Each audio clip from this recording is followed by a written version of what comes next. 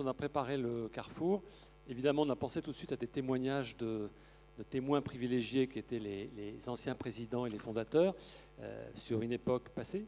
Et on s'est dit, mais quand on a 20 ans, on essaye de se projeter aussi dans l'avenir. Et donc 20 ans, on s'est dit, pourquoi on ne va pas donner la parole à des jeunes de 20 ans, enfin, plus ou moins 20 ans. Et donc on a contacté une école et dans le cadre de leur cursus, puisqu'ils suivent un master en innovation, on leur a proposé cet exercice. Pas facile pour eux, puisque eux ne sont pas praticiens d'innovation, hein, ils sont étudiants, ils apprennent encore beaucoup de choses, ils n'ont pas encore pratiqué en entreprise. On leur a demandé, à votre avis, quels sont les problèmes de l'innovation participative aujourd'hui et comment vous anticipez, dans la mesure du possible, des évolutions à venir. Voilà, avec leur regard de futurs utilisateurs des innovations ou de futurs collaborateurs des organisations. Donc c'est à cet exercice qu'ils vont se livrer sous forme. Alors, c'est moi qui théâtrale. annonce le décor. C'est moi qui annonce le décor. Voilà. S'il pique tout mon boulot aussi, on ne va pas s'en sortir. Jean-Charles, merci, qu'on retrouvera dans quelques instants pour la suite de la remise des trophées. Tu peux redescendre, tout à fait. Applaudissements pour le président, s'il vous plaît. Allez, puisque nous sommes sur la scène d'un théâtre, on va faire un changement de décor à vue. On va rejoindre une salle de COMEX et dans cette salle, il y a un nouveau directeur de l'innovation, il s'appelle Axel et il vient pour convaincre le COMEX de Schmilblick SA de mettre en place une démarche d'innovation participative.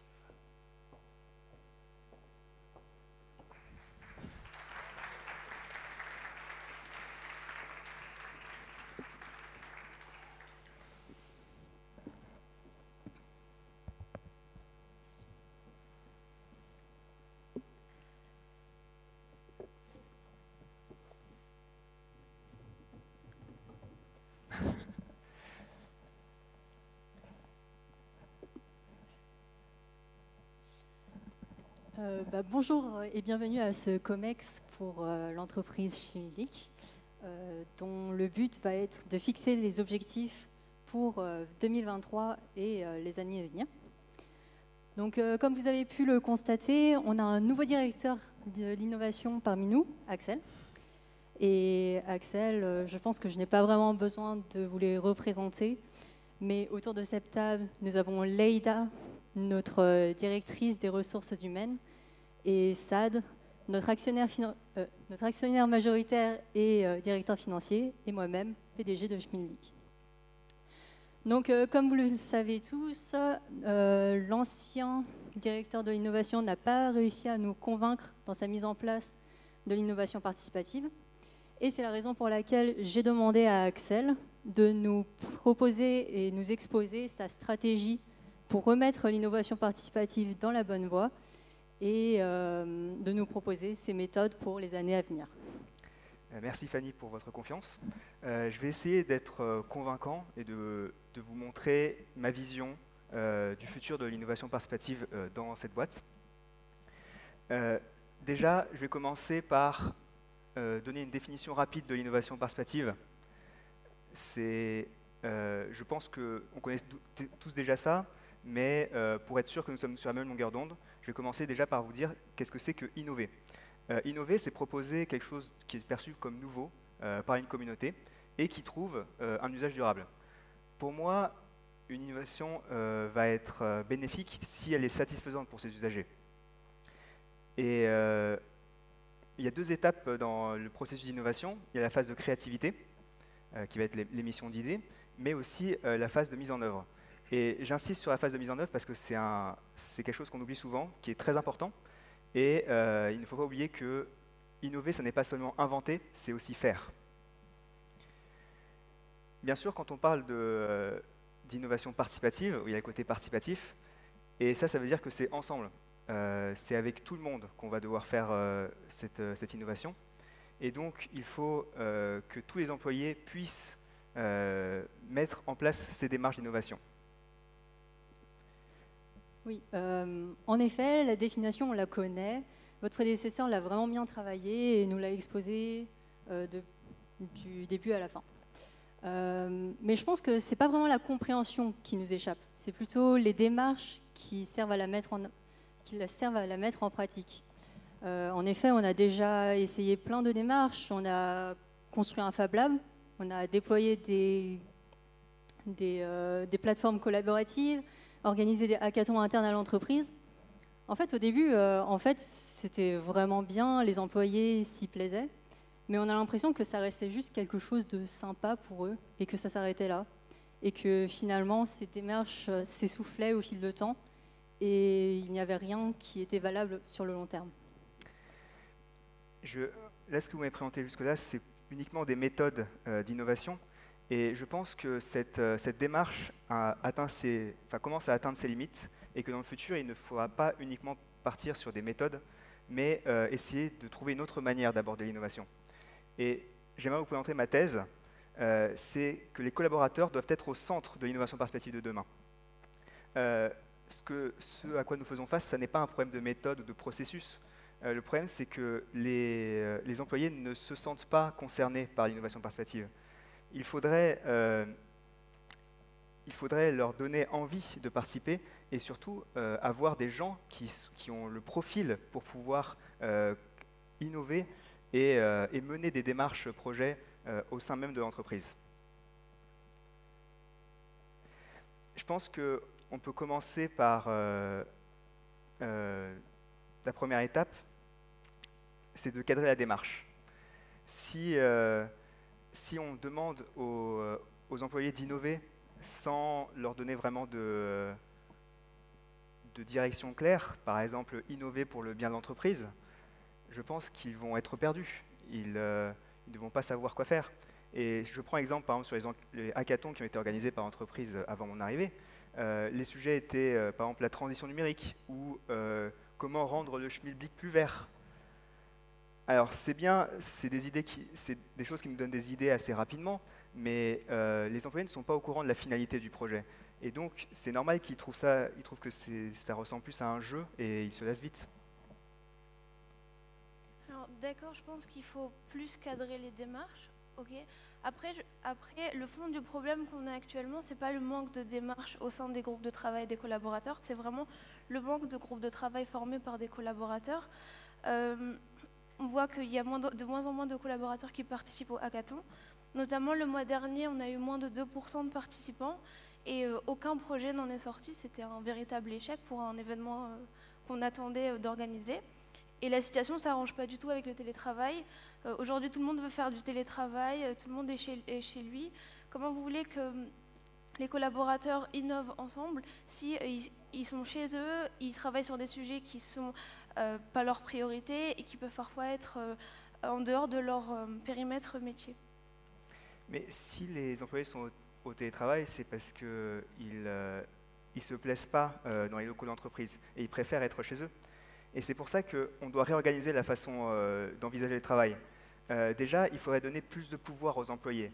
Par exemple, on pourrait leur donner des horaires libres. Tant qu'ils accomplissent leur travail, ils pourraient aller et venir à l'entreprise comme ils veulent. Ou on pourrait leur donner, par exemple, plus de pouvoir sur l'organisation même de leur lieu de travail, qu'ils puissent bouger les meubles, apporter des choses qu'ils veulent plus facilement et qu'ils se sentent un peu plus chez eux dans l'entreprise. Je pense aussi qu'il faut que si on arrive à les motiver de cette façon, même s'ils sont un peu en télétravail, ils resteront présents même en ligne et pourront utiliser les plateformes de développement en ligne qu'on a déjà mis en place. Et surtout, on pourrait aussi faire par exemple des pauses, plus de pauses pendant le travail pour stimuler les échanges et donner les opportunités de communiquer. Ah oui, tiens, d'ailleurs, ça me rappelle la stratégie d'une petite boîte concurrente dont j'avais visité les locaux. Ils avaient instauré une sorte de système de pause café obligatoire qui donc les forçait, enfin pas les forçait, mais les encourageait à discuter des problèmes au quotidien qu'ils rencontraient. Et donc ça favorisait entre eux les échanges de connaissances et de compétences. Et je pense vraiment que multiplier les échanges, parfois même discuter de manière moins formelle, ça permet au bout d'un moment de tomber sur les bonnes idées, de tisser des liens et de créer les bonnes équipes de travail. Oui, alors bien sûr, comme vous avez dit, il ne faut pas non plus qu'ils se sentent forcés. Il faut qu'il y ait une dynamique de création de nouvelles idées et de groupes de travail. D'accord, mais comment on fait pour motiver nos collaborateurs, motiver les troupes? Parce qu'en fait, suite au hackathon qu'on a fait, on a mené une enquête pour savoir si peut-être il y en avait qui avaient des idées qu'ils n'ont pas proposées. Il y a eu encore une fois très peu d'idées qui ont été proposées. Et ensuite, on leur a demandé si on leur propose nous-mêmes un projet, est-ce qu'ils souhaiteraient le porter, est-ce qu'ils souhaiteraient le mener? Et je ne sais pas si vous pouvez deviner les chiffres, mais on a eu moins d'1% de personnes qui ont voulu porter le projet. Je ne sais pas si vous vous rendez compte, mais même avec des conditions avantageuses, aucun de nos collaborateurs ne voulait sauter le pas de l'entrepreneuriat dans l'entreprise. Alors pour répondre à ça, je rapporte des idées directement de la Silicon Valley, où j'ai passé 2 ans. Là-bas, leur démarche d'entrepreneuriat et d'intrapreneuriat est totalement différente. D'ailleurs, l'expression consacrée, c'est « to take a chance ». Contrairement en France, où on utilise l'expression « prendre un risque ». Ils n'hésitent pas à se lancer dans leur démarche, dans leur projet, et ils ne voient pas l'échec comme une véritable défaite. Bien sûr, c'est un aspect aussi de l'éducation française qui a un peu une aversion au risque. Et ça va être difficile à changer pour nous, en tout cas en un temps court. Mais on pourrait au moins changer notre culture d'entreprise pour montrer qu'on ne pénalise pas les personnes qui prennent des démarches. Et je pense que ça passe par la communication intérieure et la mise en place même des démarches d'innovation participative. Alors, si je comprends bien, ce que vous proposez, c'est qu'on on valorise la prise de risque et qu'on diversifie les projets. Alors, je veux bien, mais ça, entre guillemets, ça coûte de l'argent, tout ça. Il ne faut pas oublier qu'on peut accorder que 20% de budget à l'innovation, ce qui est quand même pas mal par rapport à beaucoup d'entreprises. Et seulement le tiers de ce budget peut être alloué à l'innovation participative. Sans oublier les différents investissements de votre prédécesseur, Axel, qui nous ont vu plusieurs fois dépasser ce budget sans forcément de rendement. Oui, ça c'est sûr, on ne peut pas se lancer dans des projets à tort et à travers comme ça. En plus, avec la montée des réseaux sociaux, j'ai peur qu'au bout d'un moment, on soit frappé d'un bad buzz et qu'on perde des clients sur des projets qui ne sont pas aboutis ou mal réfléchis, ou sur lesquels on a donné des millions et qui sont au final tombés à plat. Et malheureusement, on ne peut pas juste faire les yeux doux à notre investisseur pour qu'il renfloue les caisses. Je confirme. Alors, je pense que vous m'avez mal compris. Il ne faut pas mettre tout le budget qu'on a pour se lancer dans les démarches d'innovation participative. Il faudrait simplement en avoir suffisamment pour qu'elles puissent démarrer. Et je dirais que dans l'entreprise, quel que soit l'investissement, c'est une prise de risque. Regardez, si la direction de la communication veut faire une nouvelle publicité, vous n'allez pas rechigner en disant que c'est une grosse prise de risque et qu'on ne va pas avoir de retour sur investissement. Bien sûr, il y a des risques, c'est à prendre en compte, mais le problème, c'est que si vous avez peur d'investir dans l'innovation participative, les employés aussi auront peur de participer à la démarche. Alors, je vous l'accorde, il faut définitivement prendre des risques pour avancer dans une entreprise. Ce qu'on peut éventuellement envisager, c'est de faire une sorte de financement crescendo, progressif. Un peu comme, vous savez, les fonds d'investissement gèrent les startups. Les startups, au début, on investit quelques milliers d'euros, puis des dizaines de milliers, des centaines de milliers, des millions, etc. Selon, évidemment, les résultats et le potentiel qu'offrent ces startups-là. Donc, par ailleurs, un fonds d'investissement, en général, gère un portefeuille de startups d'une dizaine, une quinzaine, et en général, une seule ou deux de celles-là assurent la rentabilité du fonds. Oui, et je pense aussi qu'il faudrait, entre autres, faire des retours complets pour pouvoir analyser les facteurs de succès et d'échec des différentes démarches. Et ensuite, à partir de là, on pourrait commencer à itérer sur les différentes démarches, comprendre pourquoi elles réussissent, pourquoi elles échouent, et on peut, grâce à ça, avoir une démarche complète qui va s'inscrire dans le temps. Et je pense qu'il y a un problème aussi, c'est qu'on voit trop le non-aboutissement d'une démarche comme un véritable échec. Ça revient à considérer cette démarche comme totalement inutile. Alors qu'en réalité, c'est une opportunité d'apprendre beaucoup de choses. on apprend souvent autant, sinon plus, en échouant qu'en réussissant. Et pour ça, il faut aussi que nos employés apprennent avec nous. Et donc, je pense qu'il y a un besoin absolu de transparence, au moins sur ce sujet, qui est des retours aux participants, des retours complets, et que échec et réussite soient soumis au même taux d'analyse. Alors je suis d'accord avec vous. Si je pouvais me permettre d'ajouter quelque chose, je pense qu'il serait aussi pertinent de proposer, en tout cas d'ajouter un avantage financier pour les collaborateurs qui viennent à bout des projets. Donc ce serait quelque chose comme un petit pourcentage du profit associé à la valeur créée. Et cela pourrait aussi permettre aux autres collaborateurs, aux autres employés, de vouloir bien se prêter au jeu. Alors ça, c'est une super idée que tu proposes. Après, on veut quand même éviter les rivalités néfastes entre les équipes, s'il y en a qui aboutissent pas. Donc je pense qu'on pourrait garder ton idée et la changer un petit peu et donner en fait un petit pourcentage aussi à des équipes auxquelles leurs projets n'ont pas forcément fonctionné. Comme ça motiverait donc les collaborateurs à faire de l'innovation participative, mais ça leur montrerait aussi que l'entreprise n'a pas peur justement de l'échec et qu'on est dans l'idée que vous avez présentée, Axel. Et je pense qu'il faut aussi penser que les jeunes maintenant cherchent un sens dans leur travail. De plus en plus, ils sont attachés à certaines causes. Et pour qu'ils puissent participer aux démarches d'innovation participative qu'on propose, il faut des projets qui leur parlent sur les thématiques importantes comme la RSE ou l'environnement. Et surtout, il nous faut des gens qui vont être capables de mener ces projets. Donc il nous faut en fait des profils entrepreneurs, des gens qui sont prêts à prendre un risque, alors même si ce ne sera pas un risque financier, mais un risque humain pour eux, d'être affichés devant un public et de montrer qu'ils ont essayé quelque chose. Et il faut les soutenir. Et surtout, il faut aller les rechercher et donc les recruter ce genre de profil. Tout à fait. Je pense que la compétence que vous avez présentée, Axel, donc la capacité à mener un projet et être entrepreneur n'est pas vraiment dans nos grilles actuellement de recrutement. Et, alors que si on avait des personnes qui avaient ce profil, on aurait peut-être un peu plus de démarches mises en œuvre, notamment des démarches entrepreneuriales dans l'entreprise.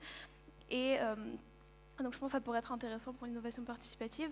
Après, il y a aussi un autre point qu'on ne prend pas également en compte dans nos phases de recrutement, c'est le manque de personnes expertes dans les nouveaux enjeux, notamment climatiques et les enjeux RSE. Donc, je pense que ce serait bien de chercher ça dans les prochaines phases de recrutement.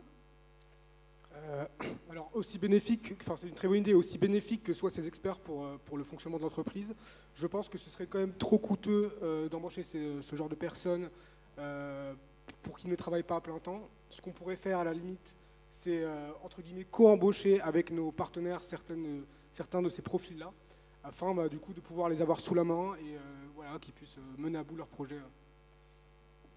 Et on pourrait aussi utiliser l'innovation participative comme un argument au recrutement. Même, je vois très bien une mention de l'innovation participative dans nos futures offres d'emploi. Comme ça, les personnes qu'on va recruter, elles seront intéressées et motivées pour y participer. Mais par contre, embaucher, c'est bien.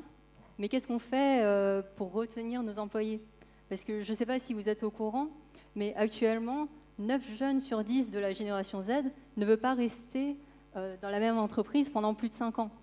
Ça me paraît un peu court pour se motiver et s'impliquer dans l'entreprise et mener des projets. Exact, mais justement, peut-être que l'innovation participative permettrait d'augmenter le taux de rétention, parce que si on a nos collaborateurs qui travaillent sur des projets qui leur tiennent à cœur et qui veulent mener, ils voudront du coup les continuer et donc ils voudront rester, et donc rester chez nous. Ok, pourquoi pas. Très bien, pourquoi pas, on peut peut-être adopter cette vision pour les années à venir. Mais finalement, Axel, c'est quoi les méthodes d'innovation participative que vous proposez? Alors, vous savez, et comme disait Édouard Baird, il n'y a pas de bonne ou de mauvaise méthode. Je pense que ça dépend surtout d'un contexte.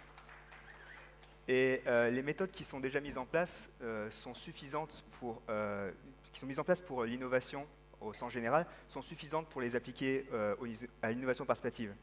Je pense que notre objectif, c'est que les personnes qui vont participer ne soient pas lassés et donc soient motivés et le profil pour participer. Je pense que même si, à partir du moment où on a ces profils-là, qu'on a des gens qui veulent s'investir, on pourra commencer à itérer sur les méthodes, voir lesquelles vont marcher le mieux ou pas. Mais avant tout, il nous faut des humains qui sont là pour mener les projets. Je vous rejoins là, Axel. Il y a bien quelque chose que j'ai pu comprendre au fil de mes années dans l'investissement, c'est qu'une idée médiocre avec une équipe motivée, quoi qu'on puisse en penser, peut aller très loin. Là où une idée brillante avec une équipe qui n'est pas à la hauteur, ça peut juste pas fonctionner. Ok, très bien. Récapitulons. Pour adopter l'innovation participative de demain, il faudrait repenser la culture même de l'entreprise. Et ça passe par cadrer la démarche, privilégier les échanges entre les collaborateurs, encourager la culture du risque et faire des retours sur l'expérience. Il faut aussi penser à valoriser les collaborateurs, que ce soit dans l'échec ou la réussite. Et il faut entretenir une forme de symbiose entre le recrutement et l'innovation participative. Mais surtout, il faut réussir à mettre l'humain au cœur de l'innovation participative plutôt que de seulement financer des méthodes. Et, comme l'a dit Saad, une équipe motivée parviendra à exploiter le plein potentiel de ses idées. Merci beaucoup.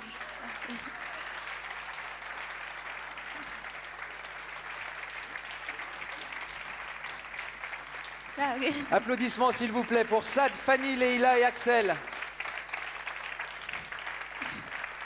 Ça filme ? Ça filme ? Ah, ok. Oh, d'autres. J'ai retenu dans votre politique de recrutement qu'il fallait recruter des jeunes qui cherchaient le sens. Je pense que vous avez trouvé le sens de l'innovation participative. Il fallait être audacieux, vous l'avez été, pour vous présenter devant des praticiens de l'innovation participative et d'apporter votre regard. Et vous avez dit enfin, il faut les soutenir. Donc, s'il vous plaît, applaudissements encore. Merci à vous quatre. Merci beaucoup.